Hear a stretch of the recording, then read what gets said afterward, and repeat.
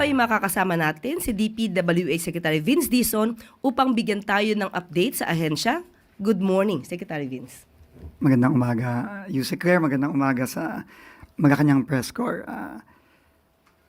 Unang-una, bago ko tumanggap ng mga tanong, siguro importante lang balikan natin yung mga nangyari nitong mga nakaraang linggo. Matapos nung napaka-emotional na sona ng ating Pangulo, kung saan in-express niya ang kanyang hindi lang frustration, hindi lang disappointment, kundi galit dito sa na-discover niyang mga talagang napaka sasama at napaka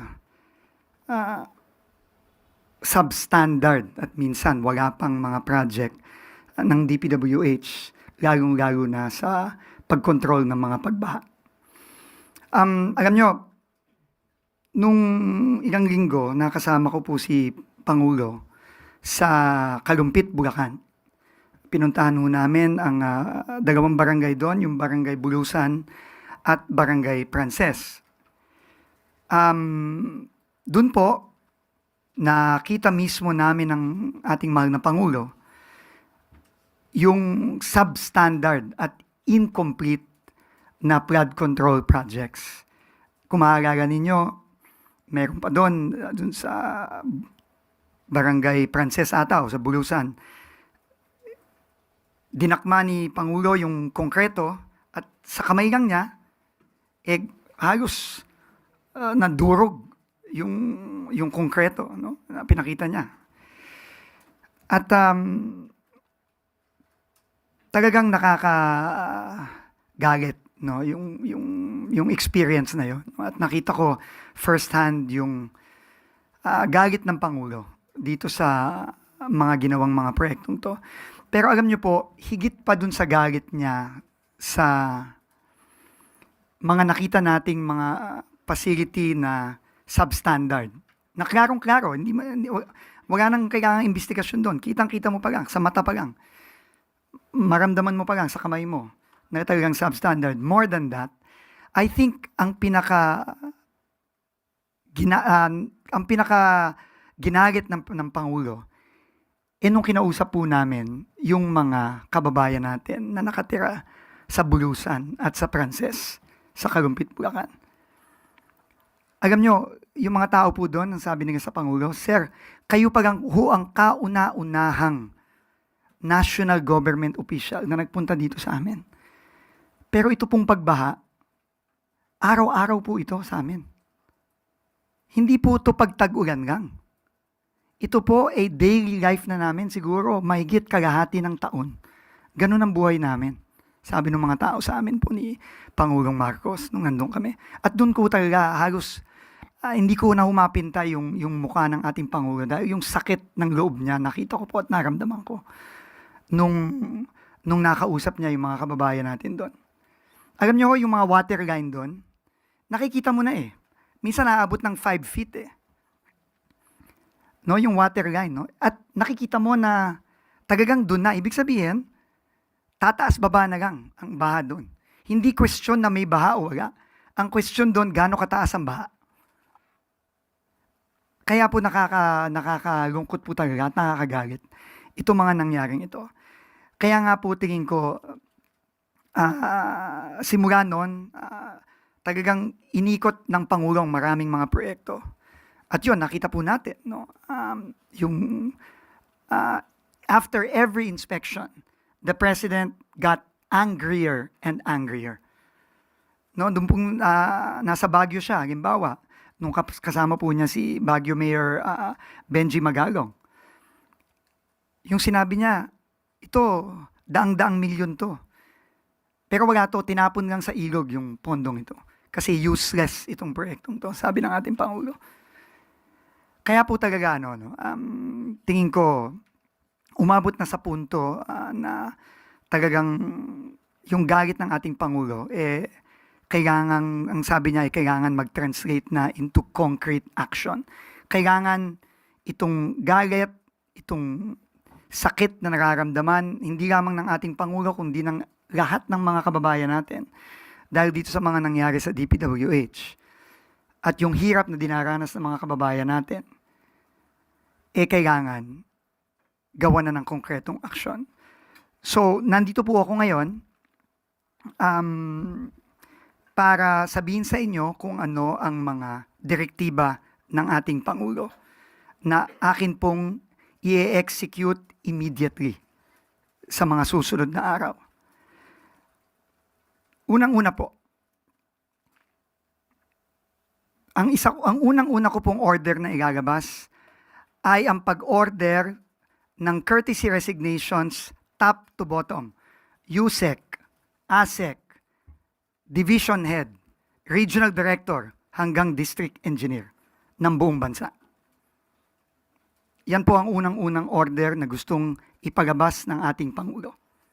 Ito po ay simula ng sinabi nga ni Yusek Claire kanina na clean sweep, paglilinis. No? Yan po ang unang-unang direktiba ng ating Pangulo. Nag-usap po kami ng matagal kaninang umaga. Sabi niya, linisin ang DPWH. At ito po ang simula. Pagkatapos po nito, tayo magko-conduct ng napakamasusing review ng lahat ng mga personnel. Ako po'y naniniwala na maraming mabubuti at magagaling na kawani ang DPWH. Ang utos ng ating Pangulo, hanapin sila at sila ang ilagay sa mga sensitibo at importanteng posisyon. Hindi po magkakaroon ng ganitong klaseng mga proyekto kung walang kakuntsaba sa loob ng DPWH. Kapag ang isa pong project ay guni-guni, ika nga ng ating Pangulo, o ghost project, hindi po pwedeng walang tao sa DPWH na nag-sign off sa mga proyektong yan. Dahil po, lalo na yung isang proyekto, halimbawa, yung pinuntahan ng ating Pangulo sa Bulacan, yung non-existent project, pinakita pa po ng ating Pangulo yung mga resibo na ibinayad sa contractor. Paano po nabayaran ang isang proyekto na wala namang nagguni-guni lang, na wala naman talaga? Meron po sa DPWH na nagpabayad doon. Ang utos ng ating Pangulo, hanapin yung mga yun. At tanggalin sa pwesto at kasuhan. Yun po ang unang gagawin natin sa mga susunod na araw, susunod na linggo. Hindi po ito madali para sa isang tao tulad ko na matagal na nagtrabaho sa gobyerno. Pero kailangan po siyang gawin. Dahil nakita po ng ating Pangulo, nakita natin lahat ang mga nangyari dito sa ahensyang ito. So yun po ang unang-una. Ikalawa po, itong mga ghost project at substandard project, kinlear ko na rin po sa ating Pangulo na ang mga kontraktor nitong mga ghost project na ito, unang-una, mag-i-impose po ako ng lifetime blacklisting, ban, immediately. Kapag ang isang project ng isang kontraktor ay ghost o napatunayang substandard, wala na po itong proseso, wala nang investigasyon, automatic po blacklisted for life ang kontraktor na yan. At syempre, may kaakibat din pong kaso yan. At lahat po ng ating makukuha ay ipapasa natin sa independent commission na itatayo po ng ating Pangulo. Sila po ang mag-iimbestiga at magfa-file ng mga karampatang mga kaso laban sa mga kawani ng DPWH, sa mga kontraktor, at sa iba pang mga kasama dito sa mga project na talaga nga namang tinapon na lang sa ilog para po gamitin ko lang ang salita ng ating Pangulo.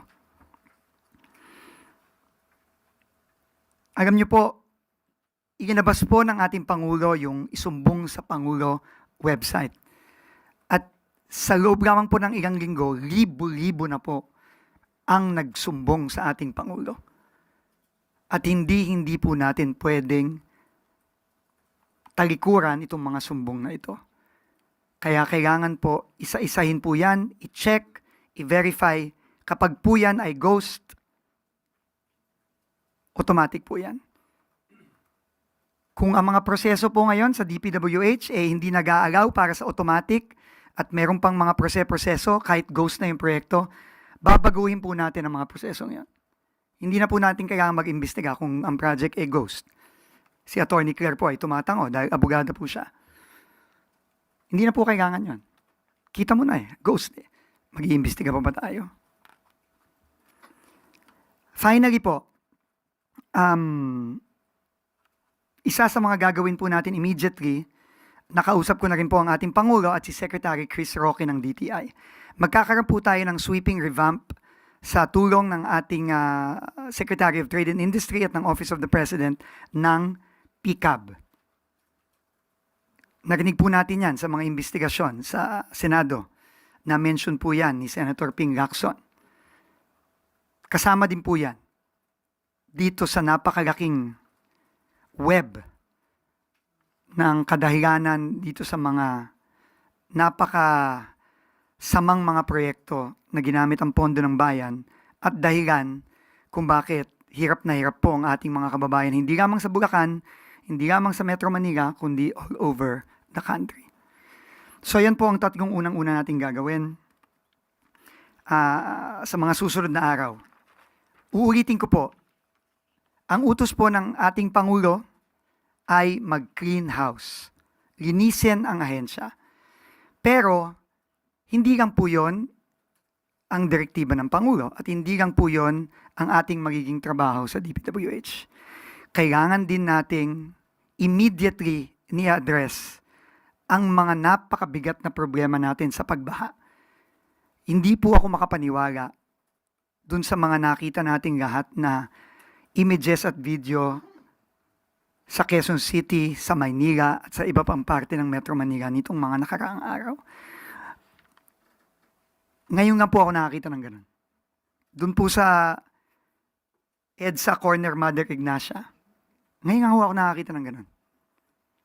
Nakita ko po yung post ni Mayor Vico Soto, yung sa Katipunan, sa Ateneo. Ngayon nga po, may dahilan po yan. At ang dahilan po niyan ay build up ng dekada, hindi lang taon. Dekada po yan ng neglect, dekada po yan ng maling mga proyekto, dekada po yan ng korupsyon. Dekada na po yan. Kailangan po nating i-address yan right away. Hindi po madali ito. No? Hindi po wala pong milagro dito. Walang silver bullet, walang bukas ayos na to lahat. This will take time. Because it has taken decades for this to build up like this. But we have to start somewhere. Sabi ng ating Pangulo, mag-umpisa na tayo. Tama na. Enough is enough, sabi ng ating Pangulo. Yun po ang ating gagawin. Kaya sa mga susunod din pong araw, ako po ay makikipag-meeting sa lahat ng iba't ibang ahensya ng gobyerno tulad ng MMDA, sa lahat ng LGUs ng Maynila at ng mga key regions na tinatamaan ng baha ngayon tulad ng Bulacan at iba pang mga probinsya. At makikipag-usap din tayo sa private sector. Lalo na, kung naaalala niyo po, si Mr. Ramon Ang po mismo, ang may-ari at presidente ng San Miguel, nag-offer po siya. Kailangan po nating humingi ng tulong sa pribadong sektor. Hindi to massive effort po ito. Itong pag-aayos ng baha, short term, hindi po ito pwedeng tingi-tingi. Hindi po pwede ito ng isang araw, 2 araw, 3 araw na paglilinis ng estero. Hindi po pwede yan. Dekada na po itong nag-pile up. Ito po ay massive effort. Unprecedented. And hindi po kaya ito ng national government lang. Kailangan natin ng local government, kailangan natin ng pribadong sektor. Yan po ang sabi ng ating Pangulo kanina sa akin, mobilize this massive effort involving all sectors of society, including the private sector. Kailangan po maayos natin ito. Hindi ko po matatanggap at hindi po matatanggap ng ating Pangulo na manunood na lang po tayong lahat sa TV habang ang mga kababayan natin ay nagduro sa araw-araw. It is unacceptable. I'm sure there is a solution to this. We just have to find it, and we just have to do everything we can with the help of everybody to solve it.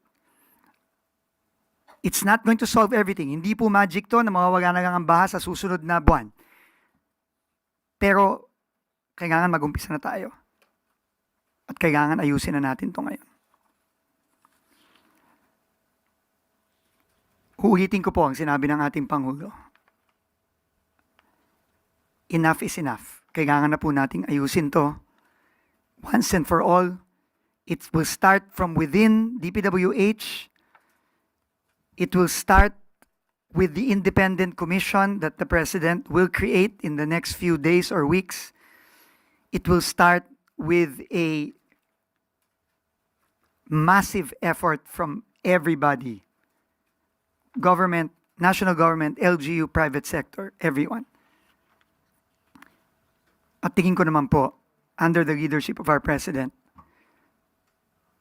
magagampasan din po natin ito. Maraming salamat po.